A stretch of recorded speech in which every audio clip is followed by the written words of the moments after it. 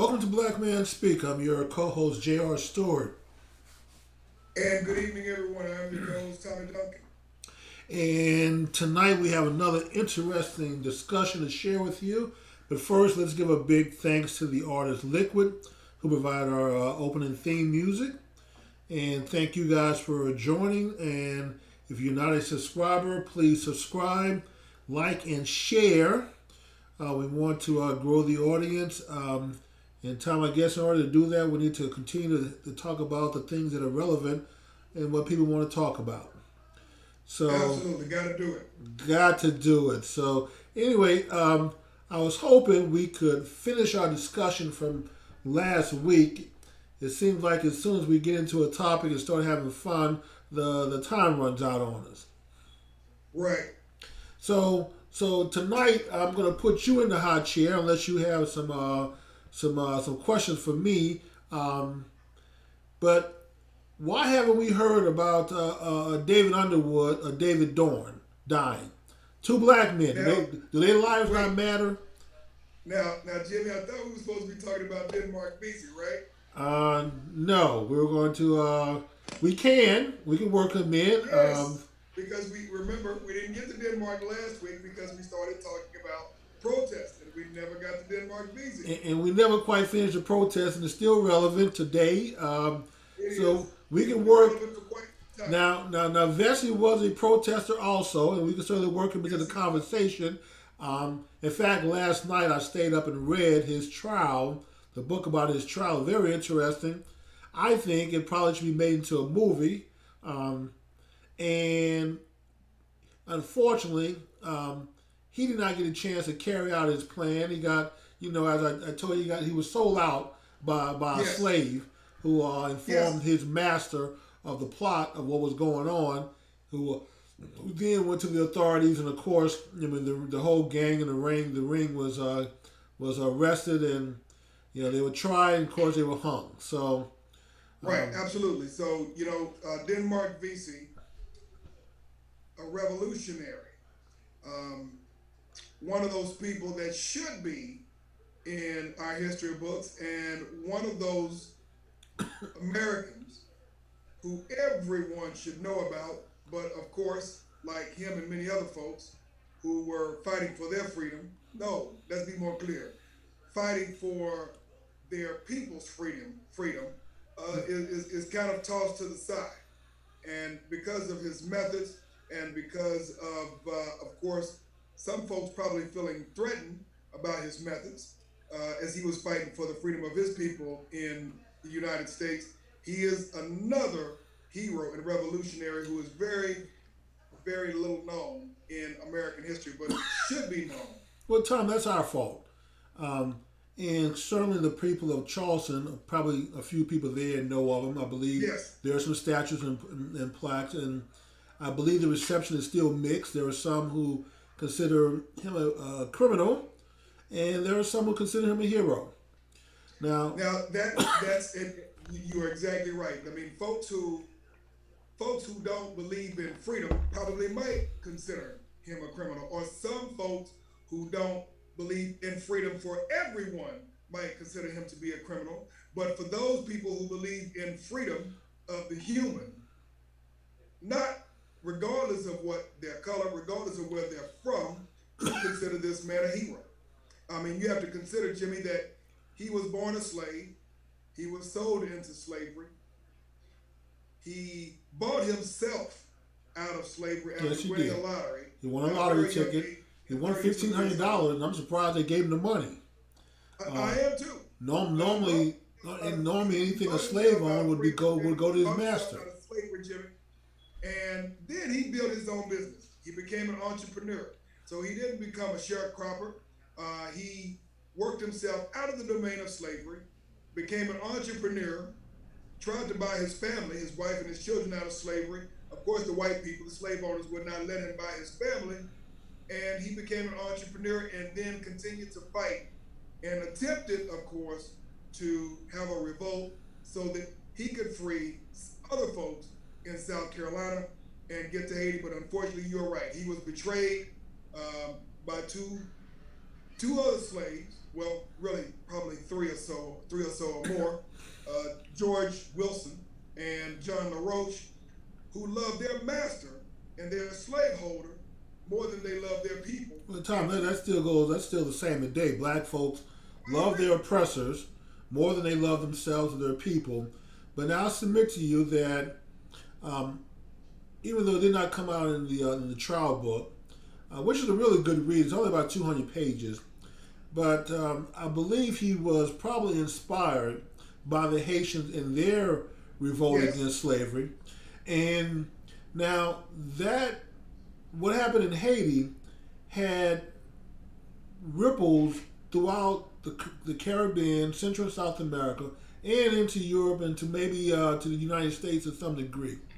But it was enough to basically scare the British and most of the other European nations to get out of the slavery business.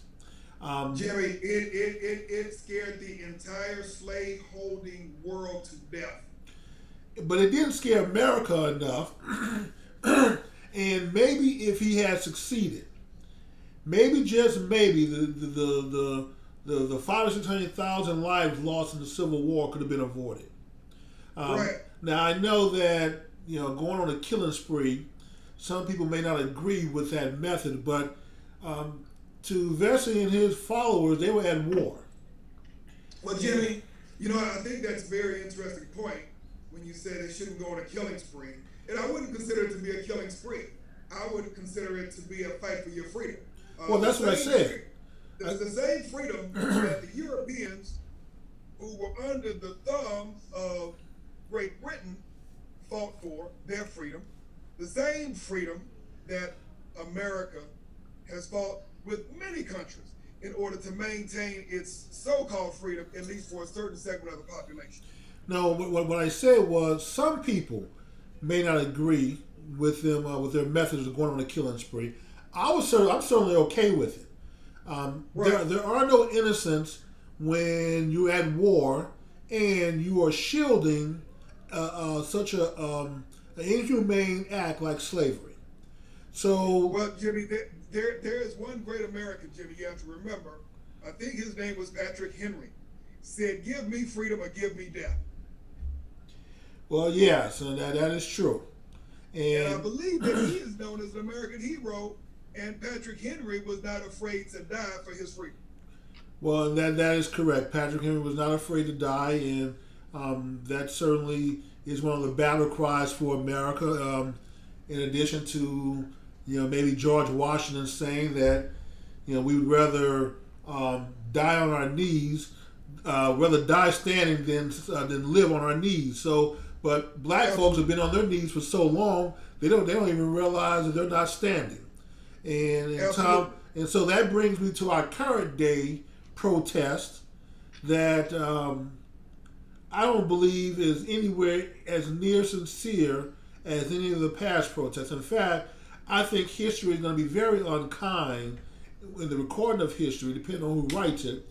When we look back on some of these, that this is not honorable. This is not anything to be proud of. I'm not even sure we're fighting for a just cause when you segment out and divide up and carve out which lives are important and which ones are. Now, if you have a universal that you're going to fight for all black people, then fine, I can almost understand and at least give you the benefit of the doubt that maybe you're sincere in your protest. But when only some people's lives matter, and then we follow that up with rioting, burning, looting, attacking people. I mean, there have been many people who have died in this protest, and for what? You're fighting police brutality, and the way you do that is by destruction of property, public and private, destroying wealth, destroying your community, and attacking people. Murders are up, assaults are up, and burglaries are up in the last 2 weeks over this protest. Well, Jimmy, what you have to understand is a couple of things. And I would agree with you that, rioting is not a part of the core of this protest. And again, the core How of is it this not, Tom? protest is the core of this protest is against police brutality. Yes, there are some bad actors who we talked about before who are taking advantage and who are opportunists in the midst of this peaceful protest. The core of the protest Peaceful. across this nation. Did you say is peaceful, not Tom? looting, is that not destroying business. Tom, did you The say core of peaceful? This protest is against police brutality and polite. Did you say peaceful? I said the core of this protest is peaceful. It's peaceful. In what way? There are opportunities, Jimmy. There are opportunists who are taking advantage of this. And I'm talking about opportunities of all lights, all colors, and ethnicities who are taking advantage of this. But the core of this protest is a peaceful protest for life and against police brutality. Okay, I want you to follow the logic with me here. So I'll try to keep this simple. But I want you to follow the logic here. Back when I was in college, I don't know if you remember Minister Farrakhan, who I don't quote too often, but every now and then I do. He made a statement, and some people accused him of saying that Judaism was a gutter religion, even though he didn't say that. But I'm going to paraphrase his comment.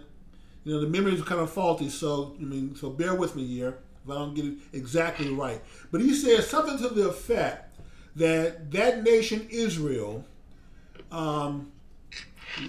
lying, stealing. How do you put it?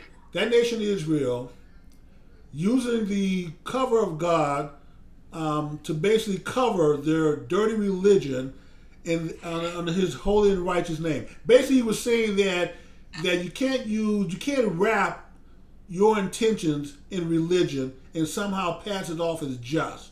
You can't pass what you call a peaceful protest and cloak it and provide cover for those who are doing bad things and somehow think that you are okay and that your hands are not dirty. You are aiding and abetting those that are breaking the law. And so you wrap this up in peaceful protest language when the reality is this peaceful protest that you and others claim exists is only providing a shield to keep the police from doing their job and getting to the bad people. When I look at the videos and see people arm in arm in a row, and then right 5 feet from them are the police on the other side of this barrier, and then behind them, shooting, killing, looting, everything else is taking place. And so you want to say this is a peaceful protest, but you're wrapping the peaceful protest around the people who are doing bad things. When really you should open that wall up and say, hey, you need to go over there and deal with these people who are doing this, and we'll stand on the side and support you in our peaceful protest. But that's not what happened, Toms. One thing that I find pretty interesting is that you have to be very careful, especially with the messaging around movements. And this is a movement. It's not just a campaign, but it's a movement. It's not going anyplace. And there's no way that you cannot acknowledge that there are a lot of bad actors who unfortunately have destroyed property, who have looted, who have rioted. Again, the core and the focus of this protest has been for life and against police brutality. I think unfortunately what has happened is that those who have the power to twist and flip the media can make the victim look like the criminal and the criminal look like the victim. Now, I will tell you this. I mean, when you start talking about religious cloaking or messaging around one area when your strategy is something completely different, for what it's worth, unfortunately, we should not be here. And the point is, if America as a country, as a collaboration of 50 different states, was dealing with the enforcement of its laws in such a way that you didn't have so many communities across the country being brutalized and being victimized, unfortunately, by law enforcement, and then those incidents being exposed in so many ways over so many decades throughout the history of this country, we wouldn't be here. But what we have to be very careful about is we do have to deal with and neutralize the bad actors that are out there, that are doing things they shouldn't be doing, that are perverting what the protest is all about, but we have to make sure that we stay at task and understand that this is about us getting to a point where America is living up to its principles, which is freedom it's for not everyone. America's not And living that up to her includes principles. enforcement of the law in a fair and equitable It's not that America way. is not living up to her But we cannot get principles. confused about those folks who are doing some bad things and forget about what the protest Tom, is about. it's not that America is not living up to her words. We cannot continue to stand up, no, sit down and kneel on our hands when you have a group of people who are supposed to serve the public, serve the citizens, and they are victimizing one group of citizens for the benefit of other citizens and are being victimized. People who are being victimized should be served. Jimmy, that has to stop. Tom, once again, I have to be the voice of reason. And in the end, you get what you pay for. You get what you vote for. You get what you support. So these cities that we talk about are all run by one party. We've talked about the one-party rule. And so if you don't like your police department, you don't like the way the city's being run, you don't like who they hire, do something about it. Don't cast this over all of America because people in large inner cities are making bad decisions about who they allow to represent them. Why should I take responsibility for this? When you say America is not living up to, I'm an American. I think my country is living up to her words. So why should I take responsibility for bad choices made in Minneapolis? This is a city that protected a bad cop for 19 years, that had multiple complaints filed against them, that have liberal Democrats on the city council, a liberal Democrat mayor, police commissioner, police chief. So why in the world should I accept responsibility for all these bad choices that the people have made? Now, when the cop that you covered for 19 years finally get around to killing somebody, now it's America's fault. Explain that process to me. But Jimmy, if this were one incident, Tom, it's always an incident in what kind of cities? Cities run by people making bad choices. This not happening in my city. It doesn't happen in my county. Jimmy, this is a nationwide pandemic. This is not one pandemic. Oh, because once again, where you have one party rule, people make bad choices over and over for the last 60 or 70 years. Now it's a pandemic that we all have to accept responsibility for. I don't accept responsibility for it. I wouldn't allow the city that I live in to be managed this way. I would go down and talk to my city council, to my mayor, to my police chief. I would vote against them if they didn't change the policy or do something about it. I wouldn't stand by for 19 goddamn years and let Chauvin be on the police force brutalizing black folks. This is not the first complaint he had against them, but do you not understand by the fact that you didn't do anything about it for 19 years, you encouraged him to keep stepping it up. Why would he think that he couldn't get away with this? He didn't think he was doing anything wrong. He hadn't thought, why should he think he did it? Huh? Jimmy, if one police officer in a police department feels that he can systematically murder someone in public while being video cam and do it in a cavalier way and look at folks who are trying to stop him and say, you know what, you can't do anything about it. That is not an individual problem. That is a problem with that organization's culture, not just that individual. And once again, Tom, the people there in that city, in Philadelphia, in Detroit, New York, Los Angeles, all these cities run by one party rule can do something about it. That's my point. Is that you want to cast all of us into the goddamn fire. Everybody's got to be to blame for the fact that people in these cities make bad choices when it comes to electing their representatives. And then what do the representatives say? Well, it's not my fault. Well, it had to be somebody else's fault. No, it's your fault. And the people who put you in office, who voted for you, it's their fault. You get what you vote for. You get what you pay for. The people have to step up and be responsible and accept responsibility for bad choices.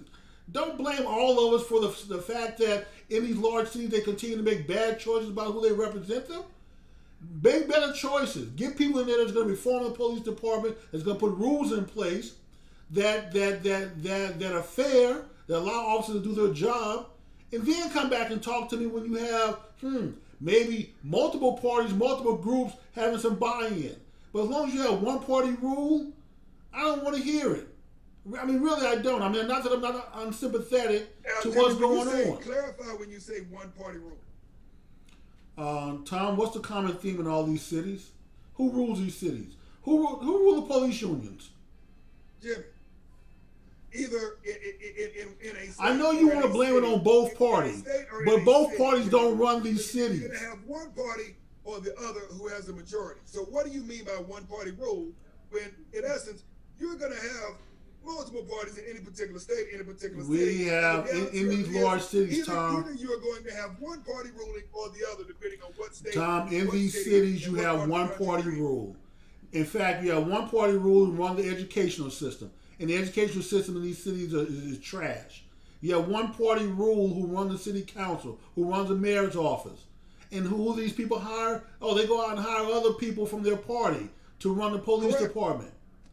So you have one party rule in all of these places. And in all these places you have problems. People are complaining that they don't like the way the police is policing them. Well, okay, well, why haven't you exercised your rule since you have maximum control to do something about it? Like I said, if this was happening in the city that I lived in, I would do something about it. I wouldn't just sit back and let complaint after complaint be filed against a Chauvin who, if you're not going to do anything about it, now you're encouraging him to keep stepping his game up. Once again, we saw the video. He had no concerns whatsoever about what he was doing. He's done it for so many times, and he's done it for so many years.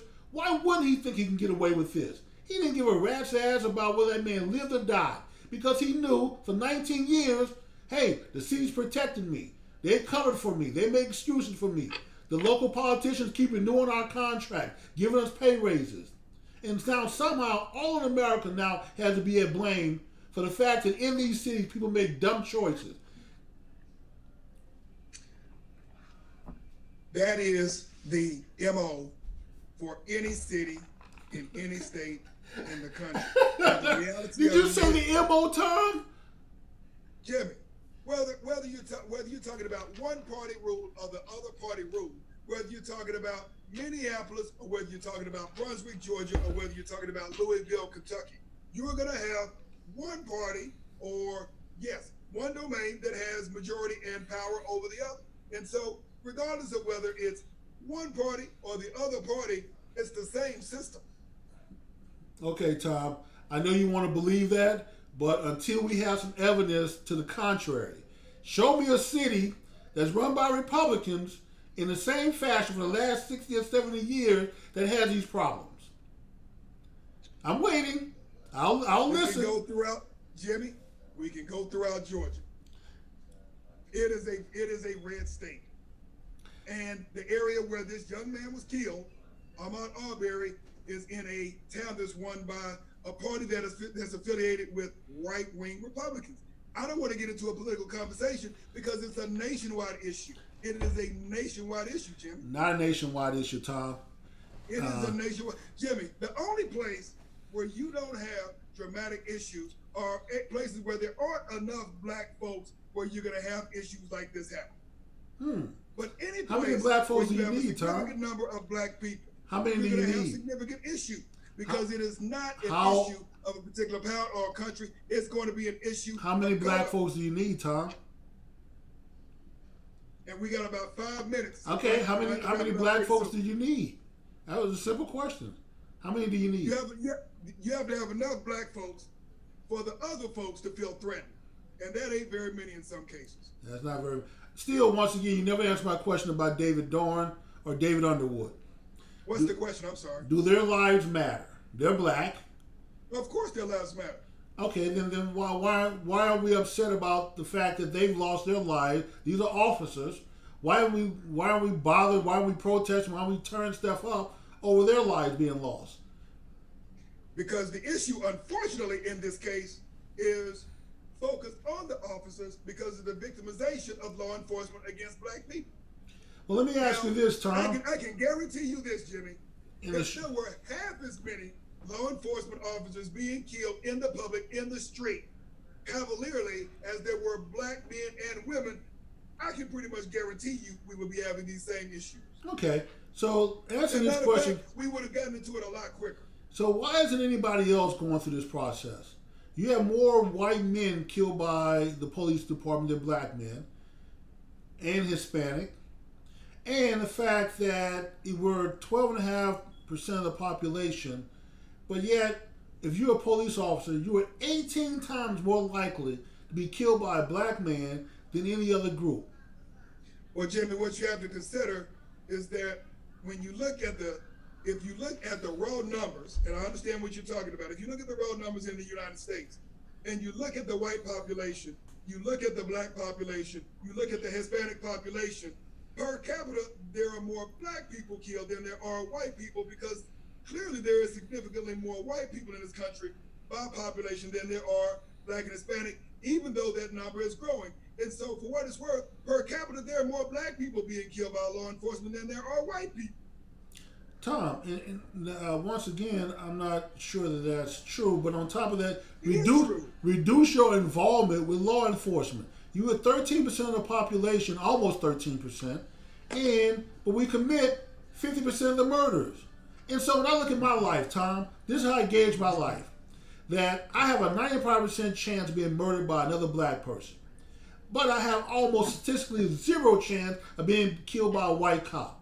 So when I go out in life, who am I supposed to be afraid of? The white cop or my own people? I can't disagree with you on that one, but you also have to understand that if you are a white person, you have a much significantly higher chance of being killed by another white person, which is teetering on 80-something up percent than a black person. So it goes both ways. More white people will be killed by white people than black people, and more black people are killed by black people than white people. Okay, but Tom, once again, let's make sure we stay on task. We're gonna stay on task. An issue with an organization deputized in every city and every county that is supposed to serve the public, and they are victimizing our communities in particular. Do we not bear any out of the way of law enforcement? But when you are arrested, when you are adjudicated, when you are in prison, more so than any other group, you can't stay out of harm's way. Yeah, Tom, and we have Mr. Bill Clinton helped thank for putting a couple 100,000 black folks in prison over petty drug possessions. In a Republican-dominated Congress, you cannot not hold the Republican Congress. Yeah, but that wasn't a Republican bill, though. In order to put that law into place. And there were some sellout Republicans that went along with it, so I agree with you on that one. So I agree with you on that. There were some sellout Republicans that went along with it, but still, this was the Clinton crime bill. Some of them, clearly, plenty of them, still in office. Not too many of them. We got rid of a lot of them. But on your side, on the Democrat side, they haven't got rid of any of them. They're still there. But now we're about 1 minute in, Jim. We're about 1 minute in. We got one last question. We can go a few minutes over. I think we got 40. Make sure we don't get kicked off. We got 40 minutes on the Zoom account, or 45 minutes at least, or 42, something like that. So one last question: what other group of people will resort to doing protests in this way? Somehow, other people or white people, Hispanics, or killed, Asians are killed by the police. I don't see any of them rioting, and then burn down their areas, or responding to it in this way. Do their lives not matter? Do they not care about their own people? Why is it only black folks are calling for the releasing? Well, number one, you have to look at the sheer number of black people who've been getting killed, but also you have to look at the only reason. But white and Hispanics are killed by the police more than black people, Tom. The main reason that we are here is because this stuff got caught on tape. There are thousands of other folks who've gotten killed, and they don't get. It's only black people that get caught on tape. But let's be very clear. If the guy in Brunswick, Georgia, had not taped him hunting down and killing Ahmaud Arbery, we wouldn't be having this conversation. If George Floyd had not been caught on tape being killed, lynched for 9 minutes, Jimmy, 9 minutes, we would not be here. And so I agree with you. There are other folks of every ethnicity, but we are here because unfortunately, there are some bad apples in law enforcement who are so arrogant that they will let you in broad daylight in public being Why not, right, Tom? and they don't give a damn. And why should they when they've been getting away with this And under one you're party right. rule and You are providing exactly people right. providing cover But for that them? is the reason why we're here. That's why it's at the forefront, because you know what? He got caught on tape. He didn't give a damn about it, and that's why we are here. Okay, not There everything are is caught on thousands of tape, other stories, Tom. Jimmy, unfortunately, that we will never know about and that have never been told. In the Georgia situation, I believe they taped that on purpose and then released the video. So that had nothing to do with the police. That's just being arrogant. Wait, back up. What had nothing to do with the police? Which one are you talking about in We're Georgia? talking about George Floyd. We're talking about George Floyd. Okay, in George Floyd case, whether he was taped or not, he was going to still be dead. There were witnesses there. Taped or not? What do you mean whether he was taped or not? He died. Tom, he was still going to die from that situation, and Jimmy, the officer still would have been charged. Anyway. Huh? What do you mean he was going to die anyway? Look, Jimmy, Tom, if somebody... and what's it? Okay, the videotaping did not cause his... The videotaping then prevent his life. It wasn't going to save his life. What was happening to him was happening. Whether they taped it or not, George, he was going to die, and Colvin was going to be arrested for it. Because you have live witnesses there who are watching. So even if you don't have a tape, you still have witnesses there who will testify as to what happened. Those witnesses mean nothing when it comes to the testimony of law enforcement in more cases than not. Because there are more than enough cases where either if law enforcement reports one thing and the public reports another thing, law enforcement has the trump card. The only reason that we are here is because it was caught on tape. Okay, Tommy. Well, you can believe that. That may be true, but I'm thinking that the system would have still worked even without the video, because you had too many people on the scene witnessing. You got to remember this: even after they taped 10 minutes of this man being lynched for the public, they were still trying to talk about the man had coronavirus and he had these pre-existing issues that contributed to his death initially. They were still trying to trump up charges, trying to figure out a way to get this murderer off. Okay, and once again, Tom, that's your medical examiner who's giving that report, who's hired by who? The city, the mayor, the city council. Once again, one party rule, and somehow we're all going to have to pay because of dumb mistakes, dumb choices, dumb votes, and bad representation in this city, in other cities around America. That's like when your boss comes in and say, hey, I want to talk to y'all about taking long lunch breaks and too many smoke breaks, and there's only one or two people, and the rest of y'all, 20 or 30 people, are doing everything they're supposed to do, and y'all looking around and saying, well, why are you painting casting a blanket over all of us when we can tell you exactly who the bad apples are? It's that person, that person, that person. Those are the ones who are doing it. I don't even smoke. Well, there's two things you're dealing with, and I think that's a very good example. One of a couple of things happen. When you have, in this case, in that work environment, folks who are blatantly breaking the law, it is the responsibility of other folks to do something about it if management doesn't. And if management is aware of it and they don't do anything about it, then they need to be gone. But if they accept that behavior over 19 years, much less 5 years, then they need to be held responsible and accountable. Yeah, Tom, I can see the first complaint. Because they are responsible for creating a culture that is lethal to other people. Thank you. Now you start to see my point. You're absolutely correct. The leadership there created that environment, and the leadership in other cities where these things happen are creating that environment for this to happen with their police department. And so if you don't like it, do something about it. Don't burn down America. Don't cast all of us and throw us all into the fire. Do something about it by getting people who want to do good governance to represent you. Don't keep voting for the same damn knuckleheads and wondering why you catching hell with your police department and nobody doing anything different. Now they want to go back and renegotiate the contract. You know why? Because they want to change the rules now. You bring up a very good point. But, since the leadership decided not to do anything about it, guess what? The people are. And that's where we are. Yes, unfortunately, Tom, that's where we are. But you know what, though? Some of these people may decide to take a Vesey type or a Haiti type reaction to dealing with what they think is a war to protect themselves. And I'm just saying that I can certainly understand in the past when you had to use that type of method. Today, I'm not with it because this is something that's fixable that can be reversed and changes can be made. But you can't be made in these knee-jerk reactions after you burn half the city down. With that being said, we're going to have to kind of wrap up, Tom. I'm going to give you almost the last word.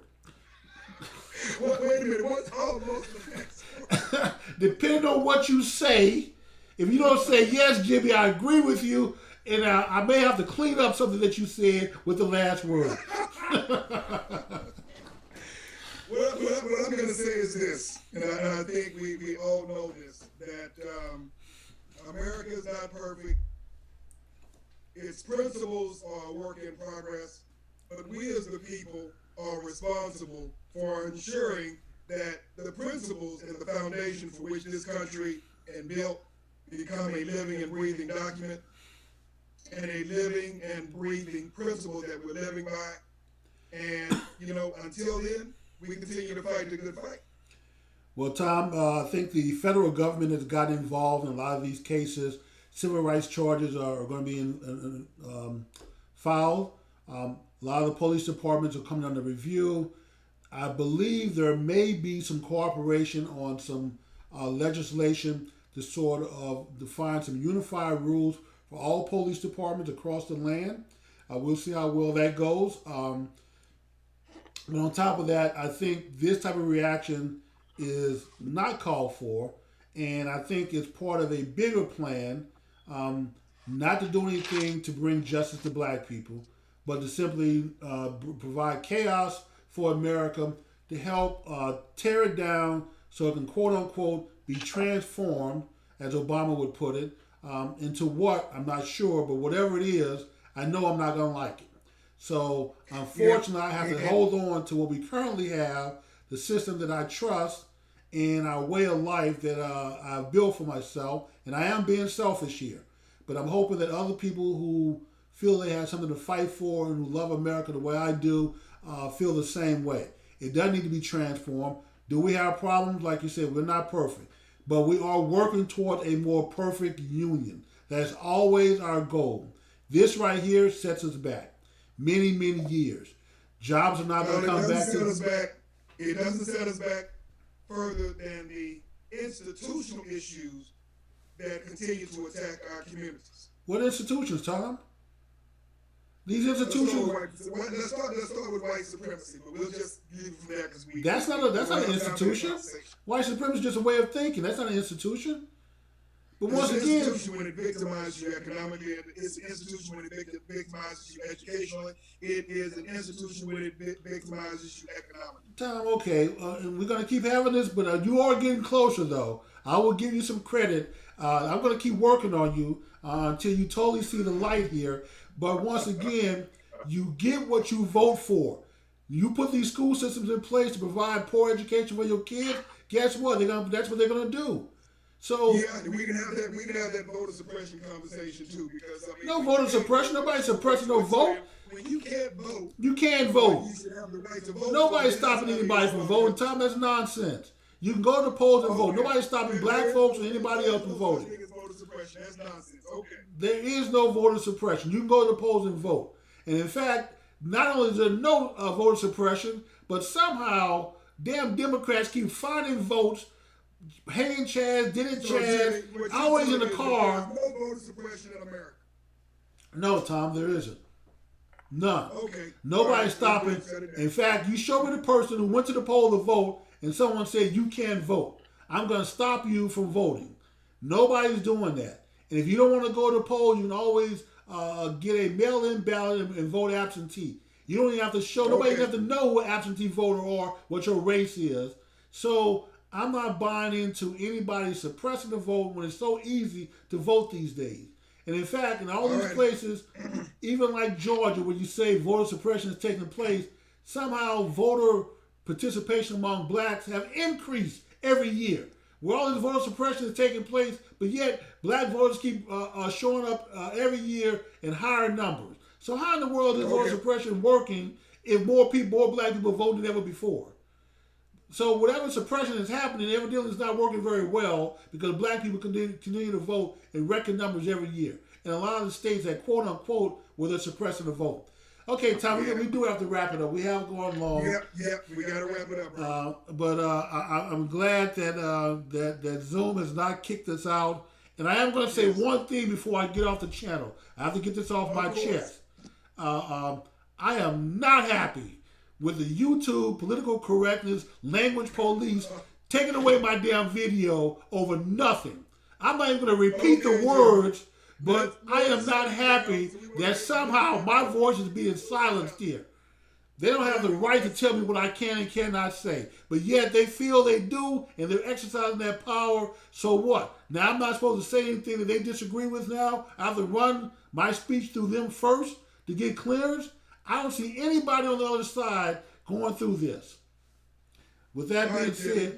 Let's shut it down before our video feed runs out. I think you're more scared of YouTube than the video feed. Thank you, sir. All right. All right, man. With that being said, we're going to call it a night. Thank you for watching. We'll be back here next Wednesday at 9 p.m. And we will get back on track with our person of interest. Who do we have next week? We have Muhammad Ali on the list. I have no problem with Muhammad Ali. We have Muhammad Ali on the list. So we're going to do Muhammad Ali next week, and we'll see you then. Thank you. That might have to be 2 or 3 segments, Jimmy, for Muhammad Ali. We can do multiple segments on him. He's worth it. All right. Okay. Have a good evening, everyone.